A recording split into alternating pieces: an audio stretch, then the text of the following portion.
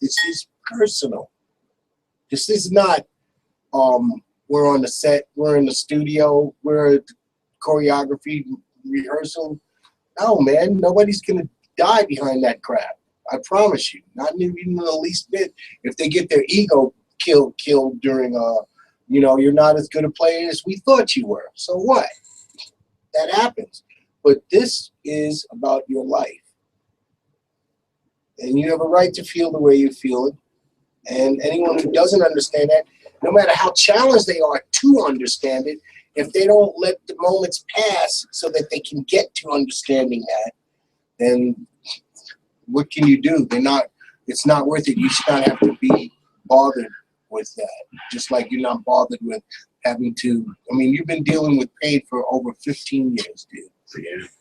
And now the level of pain you're dealing with it's different, but it's like 50 times more. And the way it is, it's like not subsiding as fast as you would like, but you know it is subsiding. Yeah, of course. I feel that. Yeah, of course you do. But I pretty much expressed it in the clearest forms I can. You know, it's without sounding like I'm crying about it. Well, I feel like I was walking on sparklers or road flares. Right, you've been saying that all evening.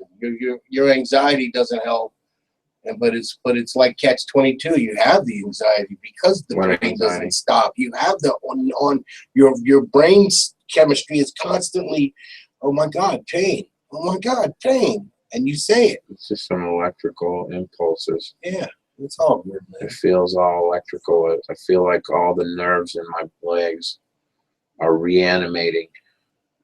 And in reanimating, it's like they're sending electrical signals.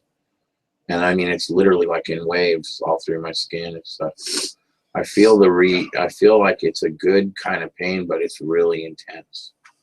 Yeah, How amazing. You know, like I said, I don't know of any patients that had both hips done at once. I don't think they do that. I think they do one and then 5 months later or 4 months later or 6 months later, they do the other one. Mm-hmm. But some of the things I found really interesting in this experience, because this is my first surgery, is the fact that, first of all, the doctors were so amazing. That part of it was just, there was nothing to talk about, you know. They have more of a story than I do when it comes to the surgery. Him and Marilyn, because they were just so on top of it, man. They just had their act together. But the part of it afterwards is the immediate experience of the complications and the difference. The even through the pain medicine and stuff like that is the soft tissue being forced to be realigned with the prostheses, right, caused some serious problems inside my thigh, because these tendons and stuff, my quads, you know, my right below where my hamstrings attach and stuff, some of that stuff was just, there was some slop. It's the only way I could express it. A lot of buildup of fatty tissue. No, just slop. You know what slop is? Yeah. Slop is when you like cut a piece of wood and you're trying to cut, let's say, some kind of an angle, and you have a certain percentage of error, and there's either separation or it's tight, and the dovetail at the end is spread. You know, it's not a perfect joint. There's slop. Right. Or in machining, you know, you leave a lot of space, too much space, instead of the correct tolerance, and there's slop. The parts don't fit together correctly. They're either loose or much too tight. So I guess it's called the angle of, I can't think of it right now, the radial alignment of my femur with relation to my knee and my going forward, right, with relation to our gait. The gait, yeah, the walk. Where the position of your knee, the position of your femur, and that degree was affected by the years of dragging my limb around the way it was, and I had opened up. So all this soft tissue had opened up. So when he put the new one in, he had a little bit of trouble. He took the old hip out. I told you he was absolutely tripped. He told those guys that it was the worst, case and all that he'd ever seen. And then basically, so he said he had considered, given what he was left with to work with, that he was going to put, they do it, but it's always a last option. They put an adjustable one in. Wow. So that they can go and try to adjust it later. That's how bad it was, is that he. So, but they got to cut you to get to that adjustment. Sure. Well, I believe so. Yeah. In some way. I'm Like, not sure what that procedure is. That's not. not even the point. Yeah, and I get what you're saying. I didn't really go that far into that part because he didn't use one. He gave it a chance and told me that I would just have to work at it. So that's one of the reasons I worked so hard at it, But you're already losing weight. I see it. You should go back to the pool as much as possible. The pain in both feet was what was the thing I was getting around to. Mm-hmm. Is that I was very surprised at how it affects both of your legs in the circulation. There were no issues regarding my circulation involved in the surgery, right? So right. For your the circulation most part, was really good. That's what you're saying. No, that's not really what I'm saying, because I'm not really sure. I'm not sure if I can make that. You healed Statement. up well, though. Yeah. But what I was saying is that there were no issues that I know of with my circulation at the time. Right. So once the surgery was done and they put me in the hospital room, because it was like a 4-star hotel. The fact that it affected both of my legs, Mm-hmm. not just my left leg. It wasn't like, oh man, my left leg's messed up. You know what I mean? After the surgery, when the feeling came back and I started getting my presence of mind again. Right. First day, coming out of it in the evening.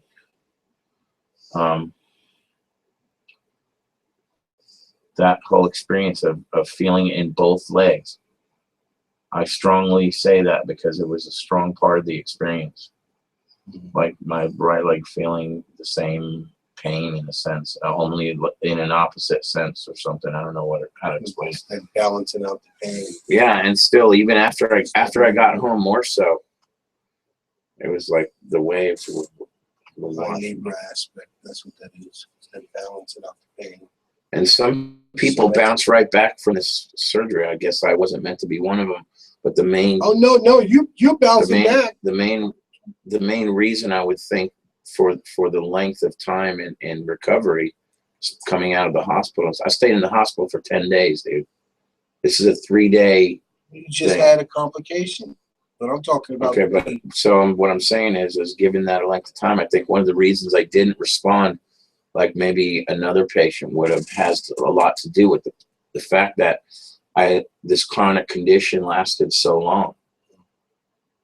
In other words, the body was not going to respond overnight. Whereas if your hip goes bad and you go right in and have surgery and that whole process took a year, your body's just not going to have that much of it's just that much less of an obstacle, I think, to recovering.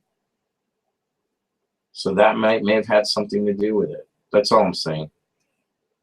Is that normally there's a lot of patients are up and around in 3 days, and they go straight from there to no problems. I think the problems I had, because I was up and around the next day, but again we had the complications. So I was moving every day. I had physical therapy. I didn't skip any sessions that I can remember. I may have skipped ones like where they come in and then have to come back later. But I didn't skip them because I was, keen on making sure I did what it took to get out of there. So yeah, man, I hear what you're saying about in other words, 3 months is actually not that long. They say the recovery period is 3 months to a year. Has it been 3 months yet? No. No. You're already getting around with Ken. Yeah. I'm not a doctor, man. I'm amazed. don't play one. The body is amazing. It is. The mind is amazing. The body falls to the mind. The mind must never fall to the body. And when it does, please don't be alarmed. It's easy to say when until you are faced with it, and then you still have to re-steel yourself. Steel yourself up to it. Yep. And deal with the pain. Gird up Just wake up tomorrow and, man, I felt like I was being smothered. Yeah, man, I can imagine being alive, awakened up, and feeling like you can't breathe just because of the anxiety that hits you behind all of this. Yeah, I don't think it's anxiety. I think it's absolute pain. Pain. Pure, freezing the body pain. Yeah. I don't know about the same way you're referring to anxiety, but if it's in the physical, yeah, it is. It's all related to the pain. The pain drives it. Pain just drives it, man. Okay. Well, there it is. We'll figure it out, I suppose. You know, we got something. Why not? You don't got to always have an answer. Well, when you're in pain, you're looking for an answer. Oh yeah, man. You're looking for answers, boy. That's not what I meant. That's definitely pain is not. What was that organization you were talking about today, David? Colorado? Yes. They Why led don't you the tell me effort. about that? They led the effort to legalize medicinal marijuana and other use of marijuana in the state of Colorado.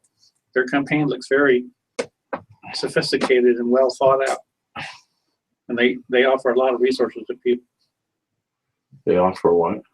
Resources to people. Just for example, a website all by itself, just to address your story, put your story out. But I didn't get what you said. They offer what? I don't know. They seem like they offer resources to people Oh, generally resources. I'm sorry. concerned about people when they're and the issue in Colorado. They're interesting. In other words, Georgia is their emphasis in leading the effort to legalize medicinal cannabis. They've already won the war out there in Colorado. But what is it? What will it take, do you think, to fairly and respectfully get that change here?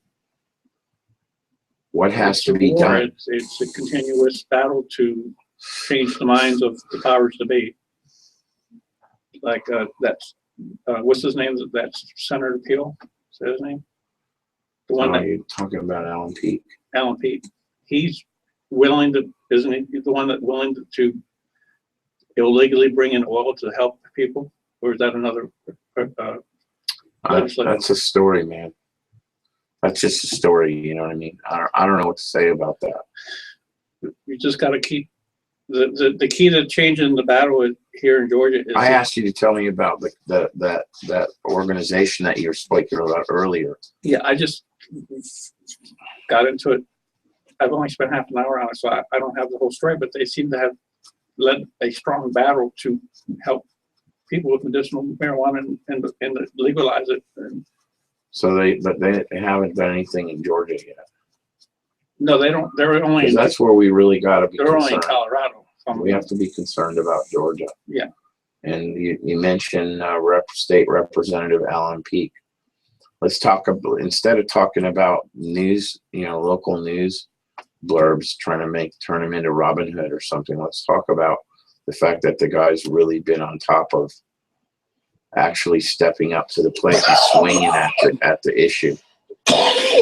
And the fact that he helped write this bill, and he's standing behind it, and a lot of people are supporting him, and they keep getting deflected and turned down, and it's like swimming upstream. And they, obviously the people on the state, with the state, know that there's a need for this.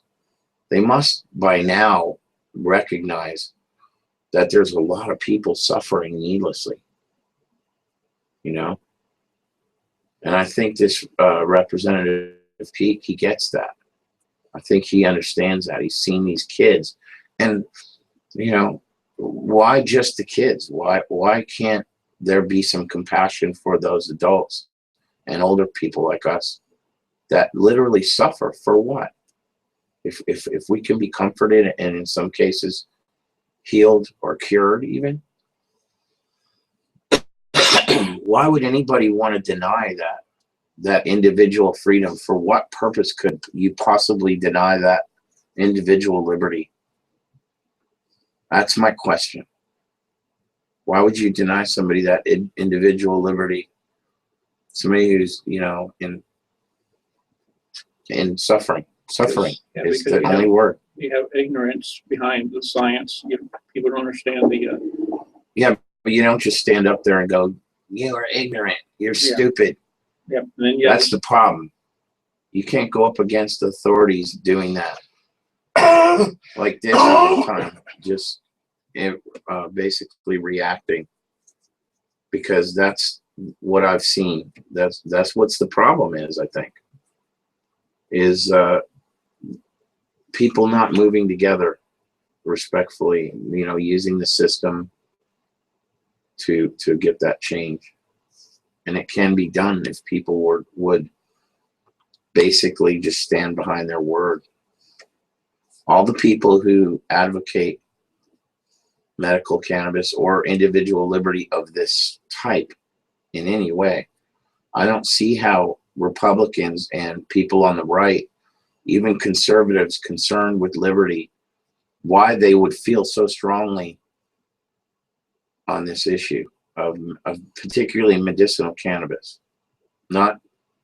Let's not even argue the recreational side of it. And if that's the whole issue of regulating it, because God forbid somebody should use it recreationally, is that enough of an excuse to cause more suffering in the people that do deserve the liberty to use it?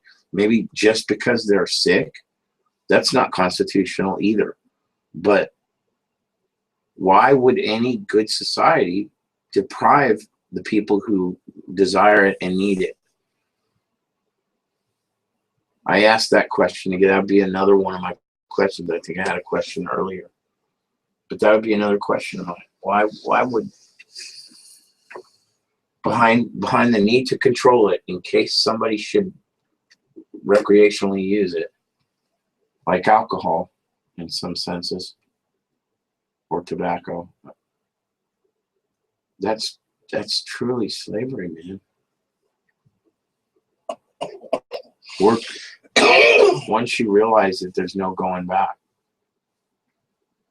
man. Even if I don't have the, maybe if somebody says I don't have the right to provide it for myself, how could somebody deprive you of something that was making your life comforted and out of pain and be able to live with some kind of hope? Now I'm gonna do everything I can to try to get that word out there.